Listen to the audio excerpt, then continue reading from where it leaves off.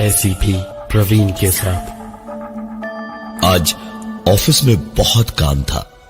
रात को नए फ्लैट तक पहुंचने में काफी देर हो गई थी यश को। कल ही यहां शिफ्ट हुआ था वो।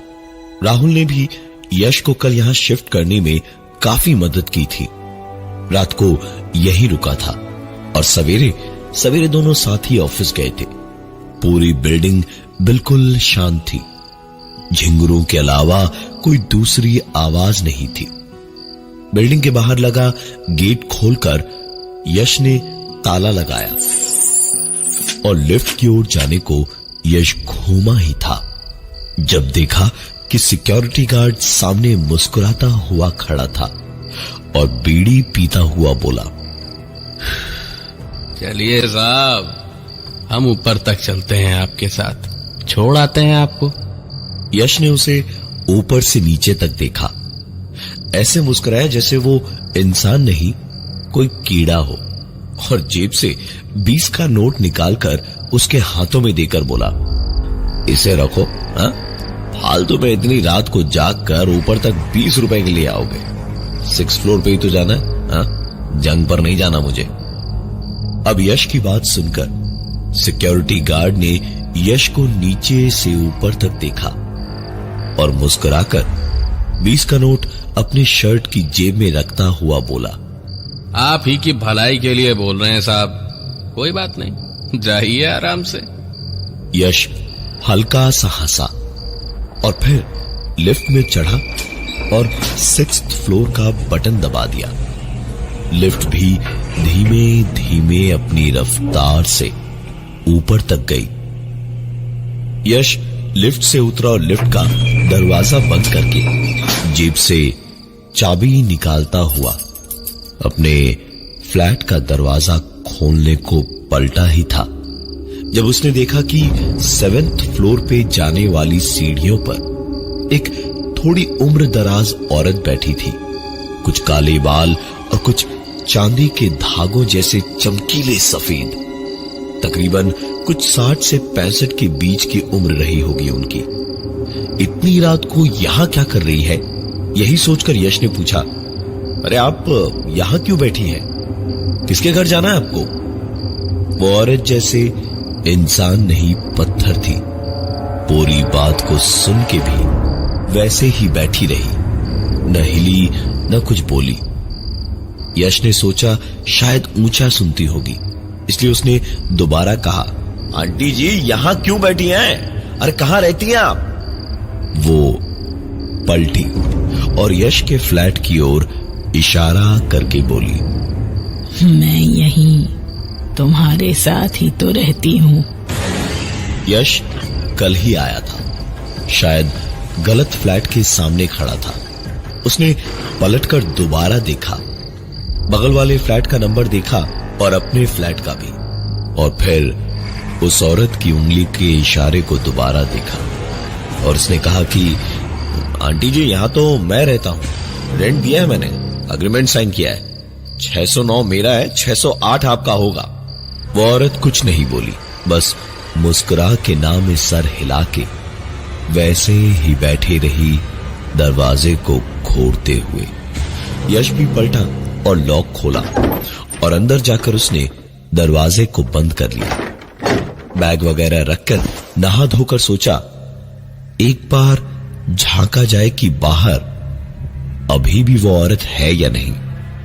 आवाज ना हो, इसलिए दबे कदमों से यश दरवाजे तक गया और आई होल से झांक कर देखा तो वो औरत न सिर्फ वहीं की वहीं बैठी थी, बल्कि ऐसे दरवाजे की ओर देख रही थी जैसे वो जानती थी कि यश आई होल से झांक रहा था।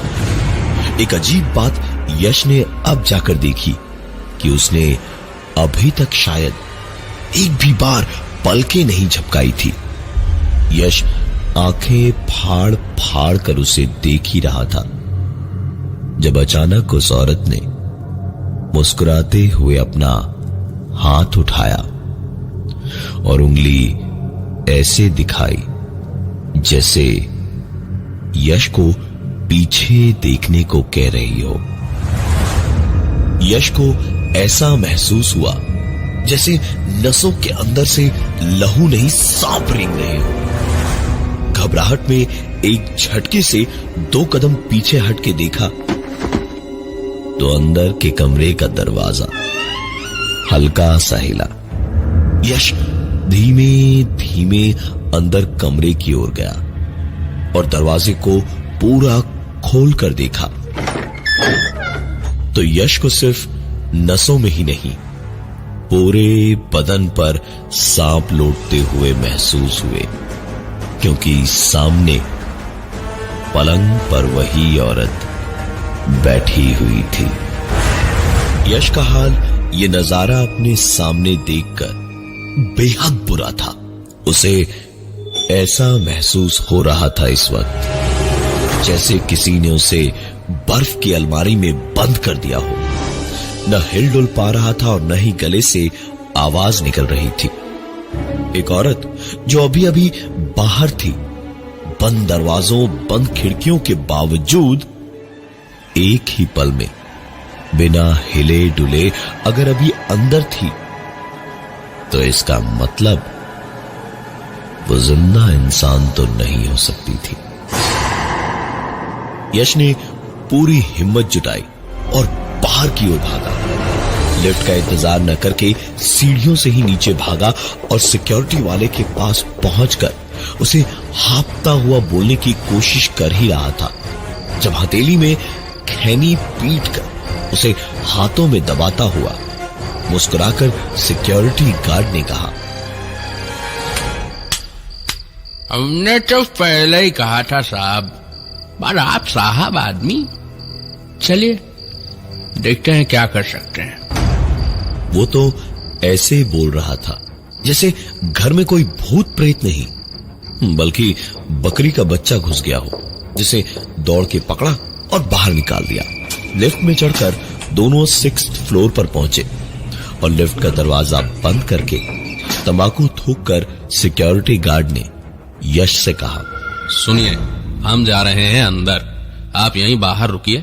लाख आवाजें सुनाई दें, चीख पुकार सुनाई दें, हम चीखें चिल्लाएं, चाहे जो हो जाए, लेकिन जब तक हम यहां बाहर आके आपको अंदर आने को ना कहें तब तक यहां से हिलिएगा भी मत।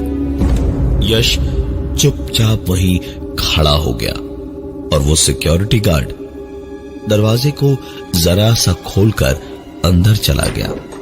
उसके अंदर जाने के कुछ ही देर में हल्का सा खुला हुआ दरवाजा बंद हुआ और अंदर से एक आदमी और एक औरत के चीखने की आवाजें आने लगी। यश को याद था कि उसे वहीं खड़े रहना है, अंदर नहीं जाना है।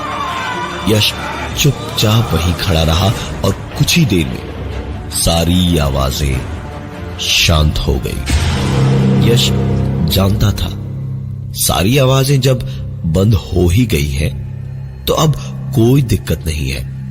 रतन अभी बाहर आएगा और बताएगा कि क्या करना है। लेकिन 5, 10, 15 फिर 20 मिनट हो गए लेकिन रतन नहीं आया। यश ने बड़ी मुश्किल से हिम्मत इकट्ठी की और धीमे से दरवाजा खोला और कहा, रतन, रतन, भाई रतन, रतन। यश की पुकारों के बावजूद रतन का कोई जवाब नहीं आया। यश को परेशानी एक ही बात की थी कि किसी नुकसान का कोई इल्जाम यश पर ना आ जाए। डरता हुआ घबराया सा यश अंदर पूरा फ्लैट उसने देखा लेकिन रतन कहीं दिखाई नहीं दिया। ऐसा कैसे हो सकता था? इतना बड़ा एक आदमी कहां गायब हो गया? जमीन खा गई या आसमान निकल गया या फिर वो बूढ़ी औरत? यही सोचता हुआ यश अपने कमरे के अंदर घुसा और जाकर पलंग पर बैठा भर था जब सिक्योरिटी गार्ड रतन पलंग के नीचे से लुढ़कता हुआ चीखता हुआ अंदर से बाहर आया और वैसे ही चीखता हुआ कमरे से बाहर और फिर फ्लैट से बाहर भाग गया। यश की जिंदगी 1 घंटे में इतनी ज्यादा बदल सकती थी, ये यश तो क्या, उसके फरिश्तों तक ने नहीं सोचा था। भागते हुए रतन के पीछे दौड़ा वो। रतन, अरे रतन, रतन रुको, अरे क्या हुआ रतन, रतन। रतन अंधाधुंध भागता हुआ सीधा सीढ़ियों पर जैसे उड़ता हुआ नीचे को भाग रहा था। बेचारे गरीब आदमी को कहां फंसा दिया मैंने, यही सोचता हुआ यश उसके पीछे उसे संभालने के लिए दौड़ा।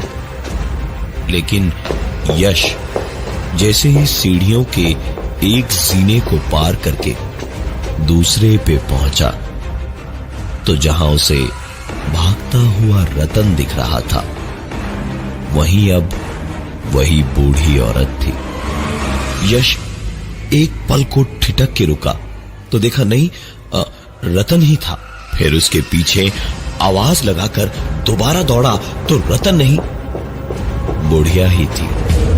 यश रुका नहीं, दौड़ता रहा और आखिरी सीढ़ी पर पहुंचकर वो बूढ़ी औरत रुक गई और पहले माले पर यश रुक गया। वो बूढ़ी औरत पलटी और यश को बड़े ही गुस्से में घूरती हुई मुंह खोलकर एक अजीब सी आवाज करने लगी और आखिरकार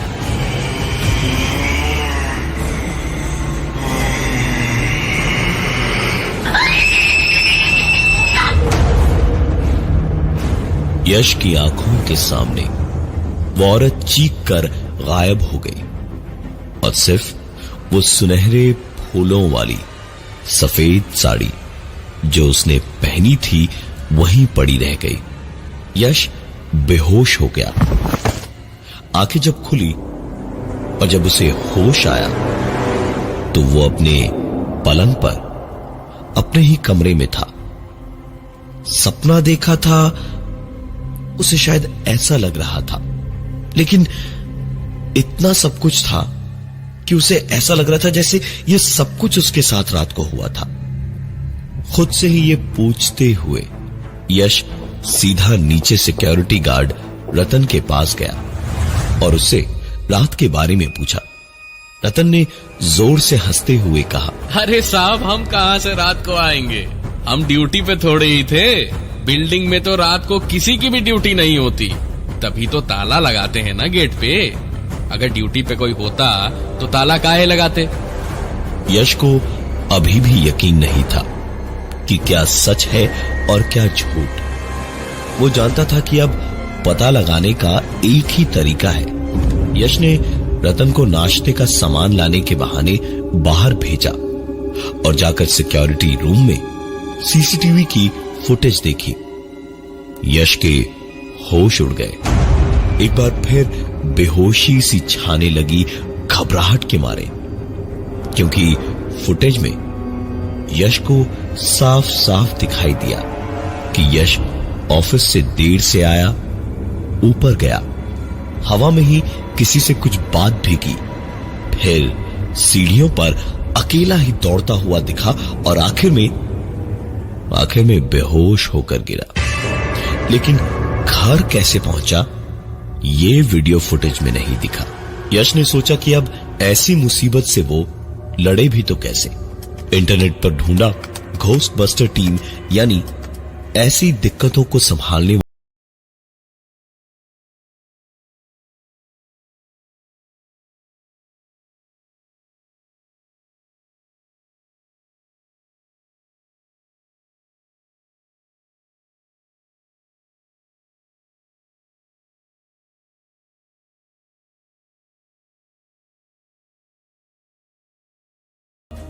इंतजार। उन्होंने यश से साफ साफ ही कहा कि पूरी बिल्डिंग में अजीब वाइब्रेशंस है, लेकिन कोई जरूरी नहीं कि ऐसी ताकत सामने आए ही। हो सकता है कि इनके रहते वो जल्दी सामने ना आए, लेकिन तभी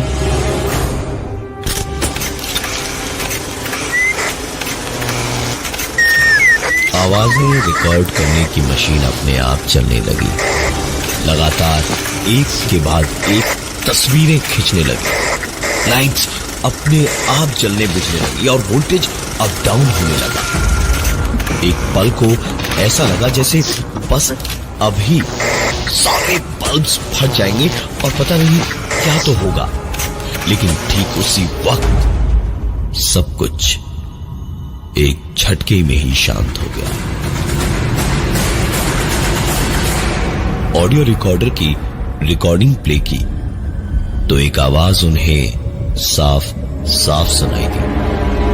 3 बजने से पहले यहाँ से निकल जाओ, वरना यहाँ कोई भी जिंदा नहीं बचेगा। वो सबको मार देगा। ये सुनकर यश की तो जान गले में ही सूख गई। लेकिन घोस्टबस्टर्स की टीम को पता था कि ऐसे हालात में क्या करना है। उन्होंने यश को समझाकर कहा कि वो परेशान बिल्कुल ना हो। उन्होंने ऐसे कई केसेस सॉल्व किए हैं, वो सब कुछ संभाल लेंगे। शायद उनकी ये बात, उनका अपने ऊपर ये घमंड किसी को बुरा लग गया, क्योंकि उनकी बात खत्म होते ही तुरंत एक बार फिर से लगा जैसे सब कुछ फट जाएगा। सब कुछ जैसे चीख चीख कर उन सब से वहां से चले जाने और खुद को बचाने की भीख मांगने। यश बार बार कहता रहा, लेकिन घोस्टबस्टर्स की टीम मानने को तैयार ही नहीं थी। तभी अचानक एक साथ ही उन सब का ध्यान कैमरास की ओर गया। हर चमकते फ्लैश के साथ अंधेरे में उन्हें वही औरत कभी यहां दिखती तो कभी वहां। अब सभी को घबराहट हुई और निकलने को पलटे ही थे जब एक आवाज गूंजी उस औरत की।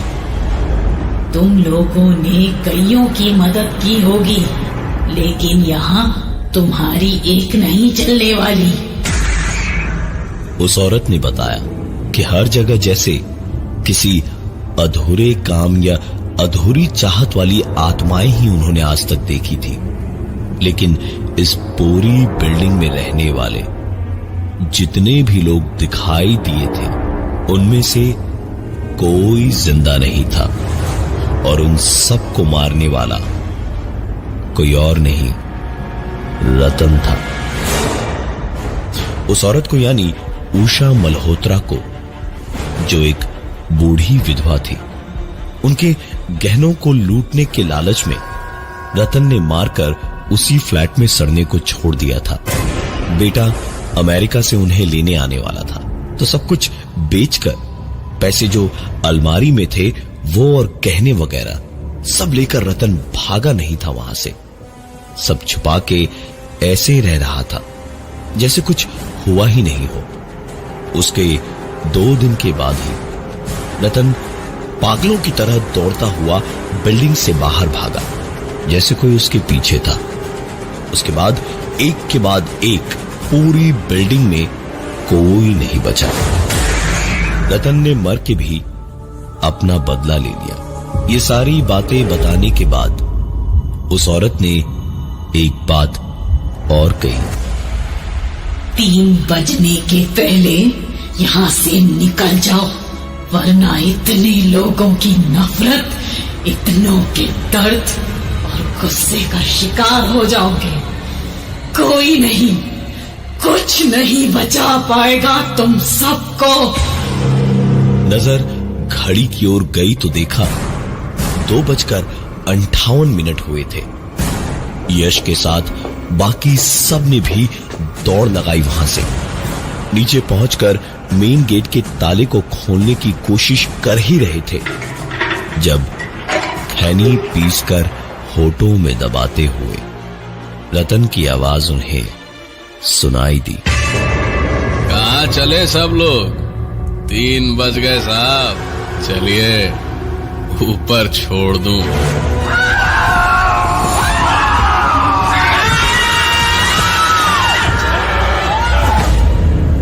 कहते हैं कि मौत और जिंदगी को खरीदा या बेचा नहीं जाता, लेकिन फिर भी मौत जब भी आती है ना, तो इस बिल्डिंग को ढूंढना नहीं पड़ता।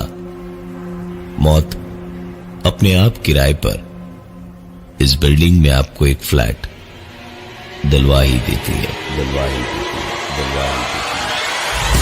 मैं हूं प्रवीण,